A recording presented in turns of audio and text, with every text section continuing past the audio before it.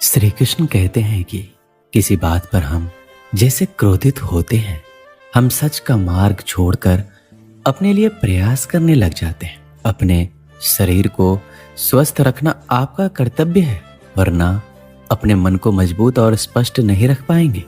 सच्चाई को अपनी जमीन बनाएं, सच्चाई को अपना घर बनाएं, क्योंकि दुनिया में इससे बड़ा कोई घर नहीं।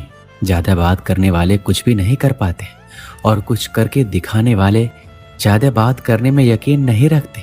अपना मन अच्छे कार्यों को करने में लगाएं, इसे बार बार करें, फिर आप देखेंगे कि आप खुशी से भर जाएंगे। इच्छाओं का कभी अंत नहीं होता। अगर आपकी एक इच्छा पूरी होती है तो दूसरी एक इच्छा तुरंत जन्म ले लेती है। असली समस्या यह है कि आपको लगता है कि कोई काम करने के लिए आपके पास बहुत समय है। यदि कोई व्यक्ति ऐसा लक्ष्य नहीं खोज पाया जिसके लिए वो मर सकता है, तो वो जीवित रहने के लायक नहीं है। संसार में कोई भी चीज कभी भी अकेले मौजूद नहीं होती। हर चीज का संबंध तमाम दूसरी चीजों से होता है। अगर आपको मेरी तरह बांटने की शक्ति के बारे में पता होता तो आप कभी भी बिना बांटे हुए भोजन नहीं करते। अधिक सीधा होना भी ठीक नहीं है, क्योंकि सीधे पेड़ को अक्सर ही काट लिया जाता है और टेढ़े पेड़ों को छोड़ दिया जाता है। किसी की गरीबी देखकर रिश्ता मत तोड़ना, क्योंकि जितना मान सम्मान गरीबों के घर मिलता है उतना अमीरों के घर पर नहीं। खुशी से संतुष्टि मिलती है और संतुष्टि से खुशी मिलती है, परंतु फर्क बहुत ही बड़ा है। खुशी थोड़े समय के लिए ही संतुष्टि देती है और संतुष्टि हमेशा के लिए खुशी देती है। सच्चाई की राह पर चलना फायदे की बात होती है, क्योंकि उस राह पर भीड़ बहुत कम होती है। कोहरे से एक अच्छी बात सीखने को मिलती है।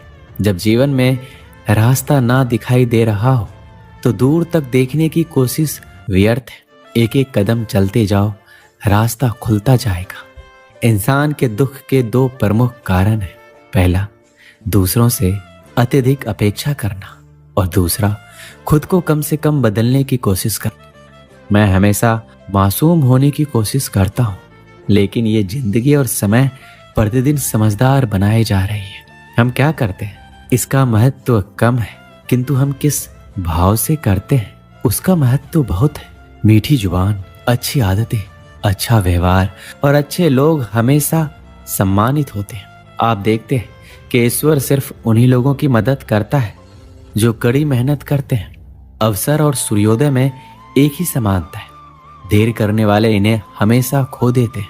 अच्छे व्यवहार का आर्थिक मूल्य भले ही ना हो, लेकिन अच्छा व्यवहार करोड़ों दिलों को खरीदने की ताकत रखता है।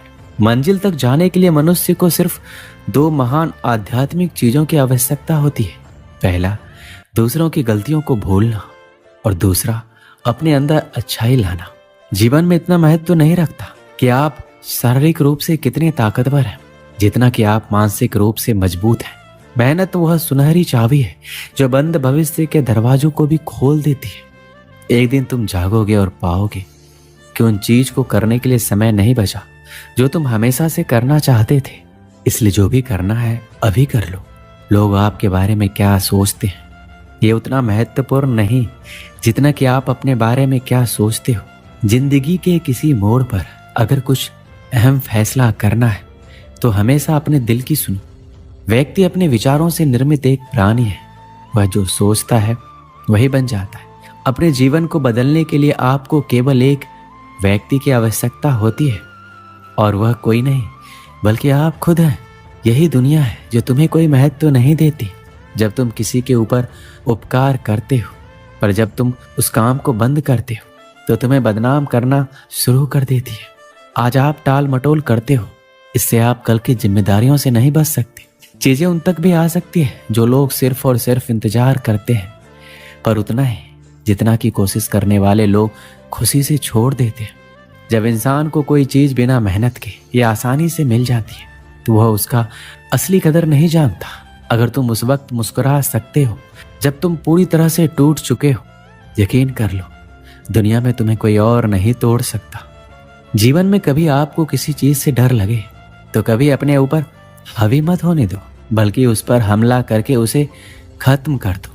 सफलता की खुशी मनाना अच्छा है, पर उससे अधिक आवश्यक है कि आप अपने असफलता से सीख लो। इस दुनिया में सारे लोग अपनी गलतियों के लिए बहुत अच्छे वकील बन जाते हैं और दूसरों की गलतियों के लिए बहुत अच्छे न्यायाधीश। लोग जिंदगी भर भौतिक दुनिया में हर चीज के पीछे भागते रहते हैं और ये पता लगाना भूल जाते हैं कि सबसे महान खजाना तो उनके भीतर ही है। मैदान में हारा हुआ इंसान फिर से जीत सकता है, लेकिन मन से हारा हुआ इंसान कभी नहीं जीत सकता। परेशानी में कोई सलाह मांगे तो सलाह के साथ साथ भी दे देना, क्योंकि सलाह गलत हो सकती है पर साथ नहीं। कांटों पर चलने वाले अपनी मंजिल पर जल्दी पहुंचते हैं, क्योंकि कांटे कदमों की रफ्तार बढ़ा देते हैं। त्याग के बिना कुछ भी पाना संभव नहीं है, क्योंकि एक सांस लेने के लिए पहली सांस छोड़नी पड़ती है। समय सबको मिलता है जिंदगी बदलने के लिए, पर जिंदगी दोबारा नहीं मिलती। जब तुम गिरोगे तब तुम्हें उठाने वाले हाथ से ज्यादा तुम पर हंसने वाले चेहरे होंगे। अगर हमें अपने सफलता के रास्ते पर निराशा हाथ लगती है, इसका मतलब ये नहीं है कि हम कोशिश करना छोड़ दें, क्योंकि यह निराशा असफलता के पीछे ही सफलता छिपी होती है। जब तक आपके मन में नाराजगी के लिए विचार पोषित होते रहेंगे, तब तक आपका क्रोध भी बना रहेगा। लेकिन जैसे ही आप नाराजगी के विचारों को भुला देंगे, वैसे ही आपका क्रोध भी गायब हो जाएगा। यदि 4 बातों का पालन किया जाए कि एक महान लक्ष्य बनाया जाए, ज्ञान अर्जित किया जाए, कड़ी मेहनत से कड़ी मेहनत की जाए और दृढ़ मजबूत रहा जाए, तो इस जीवन में कुछ भी हासिल किया जा सकता है। अंत में यही चीज सबसे ज्यादा मायने रखती है कि आपने कितनी अच्छी तरह से प्रेम किया, अपने जीवन को कितना भरपूर जिया और आपने कितनी गहराई से लोगों की गलतियों को माफ किया। अगर आपको अच्छा साथी ना मिले तो अकेले चलें उस हाथी की तरह जो अकेले ही जंगल में घूमता है। अकेले रहना कहीं अच्छा है, बजाय उन लोगों के साथ जो आपके प्रगति में बाधा बनते हैं। एक समय की बात है, एक धनवान सेठ ने अपने गांव के गरीब लोगों के लिए प्रतिमाह दान का प्रबंध कर रखा था। किसी को 10, किसी को 20, किसी को 50 रुपए उसकी पारिवारिक खर्च के आधार पर दान में मिलते थे। सभी लोग हर माह के प्रथम दिन आकर अपना रुपए ले जाते थे। ये क्रम वर्षों से चला आ रहा था। इनमें एक भिखारी भी था, जिसका बड़ा परिवार होने के नाते उसे 50 रुपए हर माह मिलते थे। वह भिखारी भी हर माह के प्रथम दिन आकर अपने रुपए ले जाता था। एक बार माह की प्रथम तिथि को वह भिखारी रुपए लेने आया। इस बार सेठ के मुनीम ने कहा, भाई हिसाब में थोड़ा फेरबदल हुआ है, अब से तुम्हें 50 रुपए की जगह 25 रुपए ही मिला करेंगे। यह सुनकर वह भिखारी बहुत नाराज हो गया। उसने कहा, क्या मतलब, मुझे तो हमेशा से 50 रुपए मिलते रहे हैं, बिना 50 रुपए लिए मैं यहाँ से नहीं जाऊंगा। 50 की जगह मात्र 25 रुपए देने का क्या कारण है? मुनीम जी ने कहा, जिन सेठ जी की तरफ से तुम्हें रुपए मिलते हैं, उन सेठ जी की बेटी का विवाह है। उस विवाह में बहुत खर्च होने वाला है। उनकी एक ही बेटी है, लाखों का खर्च है। इस कारण अभी संपत्ति में थोड़ी असुविधा है, इसलिए अब आपको 50 की जगह 25 रुपए ही मिलेंगे। उस भिखारी ने क्रोध में हाथ पैर पटके और कहा, इसका क्या मतलब है?